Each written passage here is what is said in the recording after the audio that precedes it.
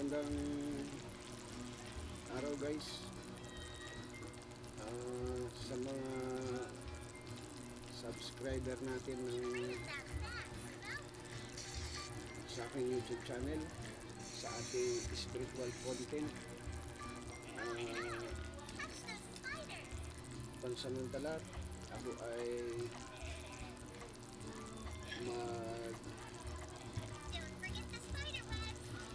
iiba muna ng content natin. Yung pag-i-spiritual ay gagawin na lang nating pansarili. Pero bago ako paalam sa pag-i-spiritual, gusto ko munang magbahagi sa inyo ng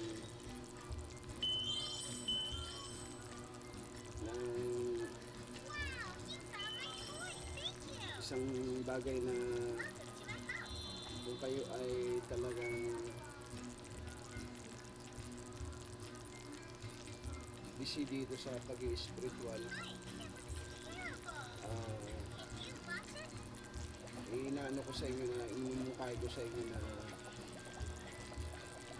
isama niya yung pagninilay sa 10 utos. Kasi para sa akin talaga yung 10 utos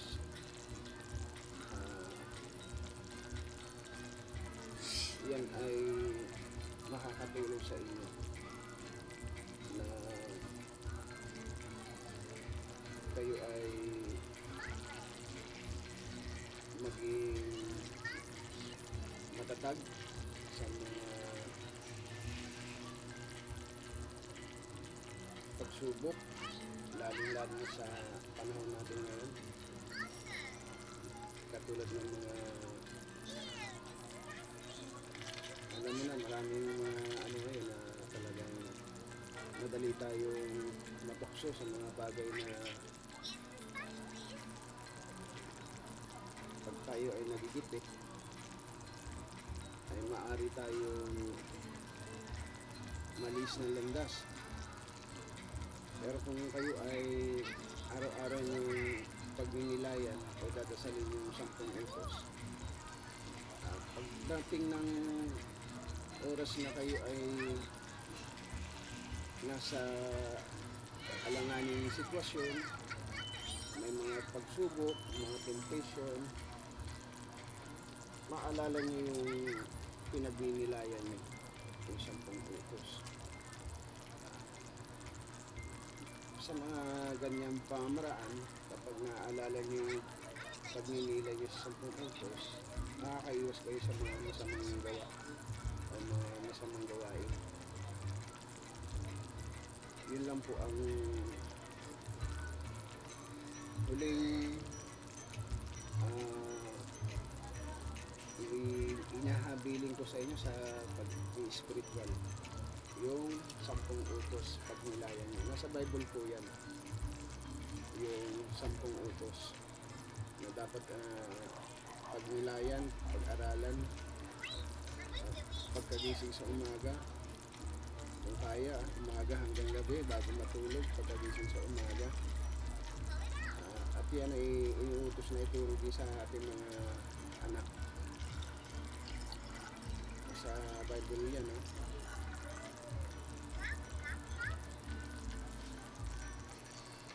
Okay guys, ito pala yung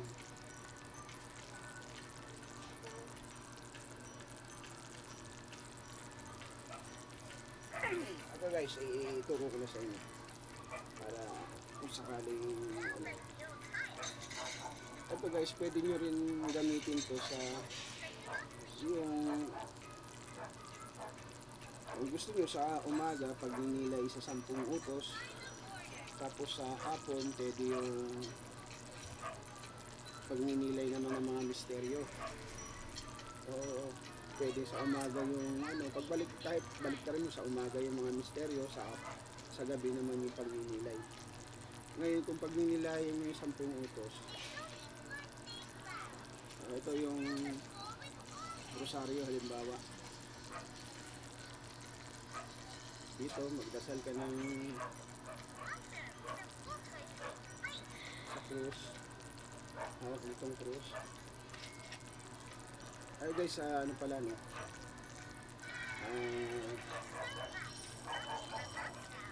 Kung kayo ay magdarasal,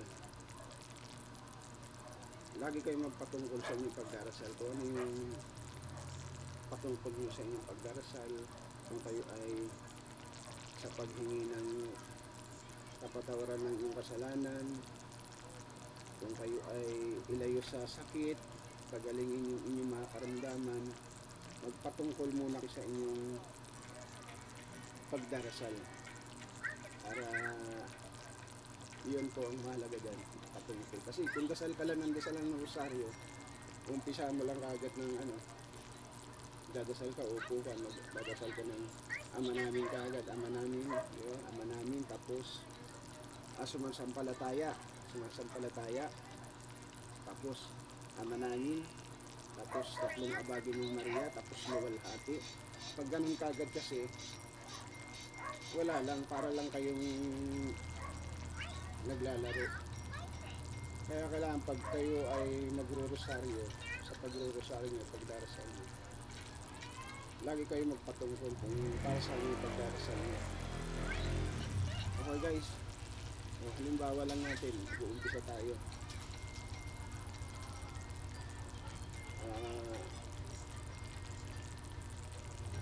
Sa ngalan at kapangyarihan ng Panginoon Diyos Ama sa langit at ng Santisima Trinidad, Diyos Ama, Diyos Anak, Diyos Espiritu Santo. Kung meron pa kayong ibang dugtong dyan, halimbawa, ano yung paniniwala nyo sa pangalan ng Diyos Ama, Diyos Anak, Diyos Espiritu Santo, pwede nyo banggitin yan. Pagka banggit nyo yan, banggitin nyo yung pangalan nyo, ako si ganito, ganun, pinanganak ng ganitong taon, ako ay magdarasal na ipagkalog sa akin ang poder, pagpapala, lakas ng katawan, kagalingan sa akin mga karamdaman, at ako'y ilayo sa lahat ng sakit, sa panga at kapanganiban. Nasa inyo na po yun kung anong patungkol nyo sa inyong pagdarasal. Pagkatapos nyan, mabanggit sa ngalan ng Diyos Ama, Diyos Anak, Diyos Espiritu Santo, tapos sign of the cross na kayo. Tapos sumasampalataya.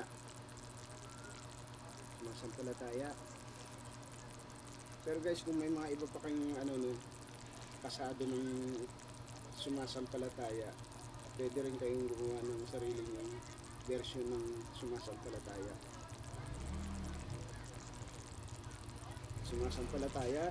Tapos Ama namin, yung isang butones, Ama namin, sumasampalataya, tapos Ama namin.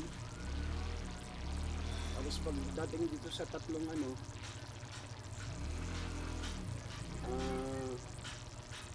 tapos dito yung tatlo na ito, nakikita nyo yung tatlong butones na ito o tatlong buton na ito, babanggitin nyo dyan yung pasasalamat at papuri sa Diyos Ama. Alleluia, alleluia, alleluia. Pasasalamat at papuri sa Diyos Anak. Alleluia, alleluia, alleluia. Pasasalamat at papuri sa Diyos Espiritu. Alleluia, alleluia. Tapos punta na kayo rito, luwalhati. Tapos pagdating dito, banggitin nyo kung anong araw kayo nagsimula ng pagninilay nyo. Halimbawa, Lunes or Biyernes, sabihin natin Biyernes kayo nagsimula ng pagninilay nyo, pagdarasal nyo. Araw ng Biyernes, ang pagninilay sa 10 utos ng Panginoon Diyos. Ang unang pagninilay sa 10 utos ng Diyos, tapos pasalin nyo yung Ama namin. Dito habang hawak nyo ito, Ama namin. Isang Ama namin, pagka nabasal nyo yung isang Ama namin, dito na kayo. Dito na kayo sa 10 bitones or buton. Dito na kayo. Unang unang utos, banggitin nyo lang yung unang utos hanggang ikalawang utos. O halimbawa, unang utos, ibigin mo ang Panginoong Diyos ng lalo at higit sa lahat. Ang ikalawang utos, huwag kang sasamba sa mga Diyos-Diyosan. Ang ikatlong utos, pangilin mo ang araw ng Sabat. Ang ikapat na utos, igalang mo ang iyong ama at ina. Ang ikalimang utos, huwag kang papatay. Ang ikanim na utos, huwag kang makikiapid sa hindi mo asawa. Ang ikapitong utos, huwag kang magnanakaw. Ang ikawalong utos, huwag kang magbibintang at magsisinungaling. Ang ikasyam na utos, huwag kang magnanasa sa hindi mo pag-aari. Ang ikasampung utos, huwag kang magnanasa sa hindi mo asawa. Tapos, nandito kayo, no? Magdasal kayo ng luwalhati, isang luwalhati sa Diyos Ama, Diyos Anak, at Espiritu Santo.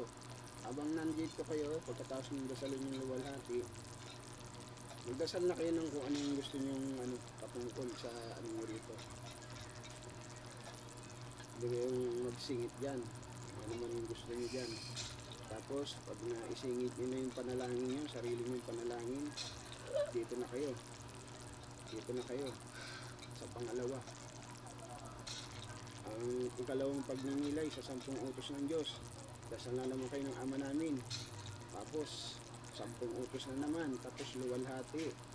Tapos, dasal na naman kayo yung panalangin nyo, kung ano yung panalangin nyo na ikinasa. Tapos, ganun ulit. Ang ikatlong pagninilay sa 10 utos ng Diyos, Ama namin ulit. Tapos, 10 utos na naman. Ganun lang, hanggang sa makarating na kayo rito. Tapos na kayo. Tapos, ihit nyo. Tapos na madasal nyo yung hanggang ikalimang pagninilay, ihit nyo sa katawan nyo. Tapos, pagdating dito, kung ano man yung nakalagay dito, kung Birheng Maria man yung nakalagay dito, dasalin nyo kung ano yung halimbawa, Birheng Maria, Aba po Santa Mariang Hari, Ina ng Awa, yan ang dadasalin nyo, yung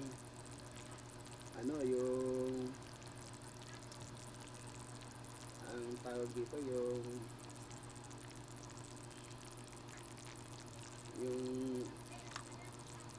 kalimutan ko yung tawag dito, yung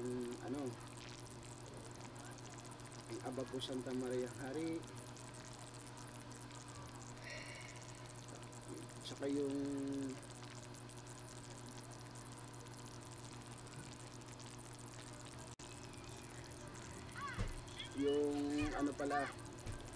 yung litanya ng Birheng Maria, dasalin mo yun. Yan ang kung Birheng Maria nakalagay dito. Pero syempre, katulad sa akin, Trespeto nakalagay dyan, hindi dasal ko dyan yung panalangin ng Trespeto. Tapos pagdating dito, balik na kayo dito, dasalin nyo yung kulusas, na hindi ko na matandaan yung sa kulusas yan, 1:3, yung Kristo, ikaw ang larawan ng Diyos Ama na di nakikita. Ikaw ang panganay na anak, pangunahin at may kapangyarihan sa lahat ng mga nilikha, sapagkat nilalang ang lahat ng nasa langit at lupa, nakikita man o hindi, pati na mga espiritual na kapangyarihan, paghahari, pagmamahala at pamumuno. Ang lahat ay nilikha ng Diyos sa pamamagitan mo para sa Kanya. Ikaw ang una sa lahat at ang buong sa sinukob ay nanatiling na sa kaisan sa pamamagitan mo. Ikaw ang ulo ng iglesia, ang iyong katawan. Ikaw ang pasimula, ikaw ang panganay na binuhay mula sa kamatayan. Upang ikaw ay maging dakila at una sa lahat, minarapat ang Panginoon Diyos na ang buong niyang kalikasan ay manatili sa iyo. At sa pamamagitan mo, iloob ng Diyos Ama na ang lahat ng bagay, maging sa langit man o lupa, ay ipagkasundo sa iyo na makamtan ang kapayapaan sa pamamagitan ng iyong dugo na inialay sa krus. Dasalin niyo po yun. Tapos sunod niyo, Panginoong Jesus, nananalig ako na ikaw ang Kristo at makapangyarihan Diyos. At sa pamamagitan mo, makamit ko ang iyong pangako na kaligtasan at buhay na walang hanggan. Diyos Ama, na iyong buktong na anak na si Jesus na katawan tao, namatay at muling nabuhay upang pangin para sa amin ang kaligtasan na walang hanggan. Pagkaloob mo sa akin sa pamamagitan ng aking mga panalangin at poder, pagpapala, lakas ng katawan, kagalingan sa aking mga karamdaman, at ako'y ilayo sa lahat ng sakit, sa tuna at kapanganiban. Ito ay aking isinasamo sa pangalan ng Panginoong Jesucristo, Yahshua. Amen. Tapos dasal kayo ng isang ama namin.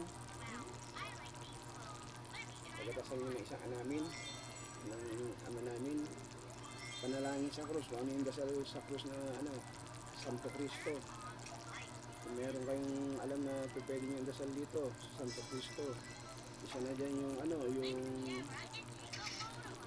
Jesus, Dominus Deus, Sabaoth, Patri Indeum, Libranos Pactum Sabaoth, Matam Momit, Mitam Gragar, Abdig Santo Homo, Didadog, Salindang, Bayoy, Hugbukak, Berbum, Akno, Amisutam, Ipokso, Kamad, Apap, Prokub, Baiyo, Ipog, Lipayos, Naprap, Cruz Sancte, Pater Benedicte, Elsin Marum, Sancte Salutem, Udak Darak, Laray Tabal, Akmat, Nisak, Daraud, Akapdo, Akdum, Akdudum, Emirensyana, Mitam, Enirim, Kamkam, Aksiyakab, Abaub, Ub, Maub, Baub, Eloy, Elok, Espiritu Santo, Salvator, Sarmonde, Cruz, Cruz, Cruz.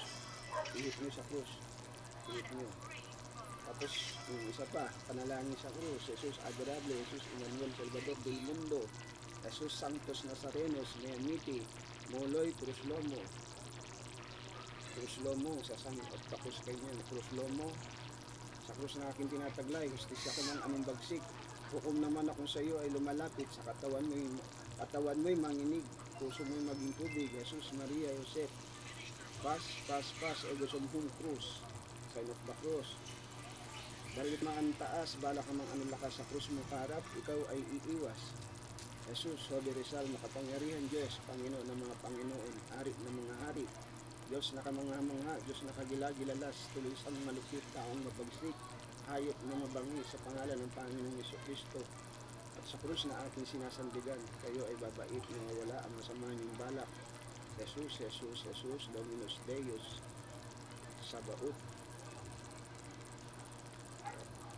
Ampik ni Bel, gayeng Jesus, Exinaraw. Ampik ni Bel, gayeng Jesus. Ulit. Jesus, Dominus Deus. Ulit. Jesus, viva Jesus. Ampik ni Bel, gayeng Jesus. Exinaraw. Ampik ni Bel, gayeng Jesus. Para ayaw ibigay Okay. Last chance. Pag hindi ko mabigas to, ibig sabihin ayaw ipamigay.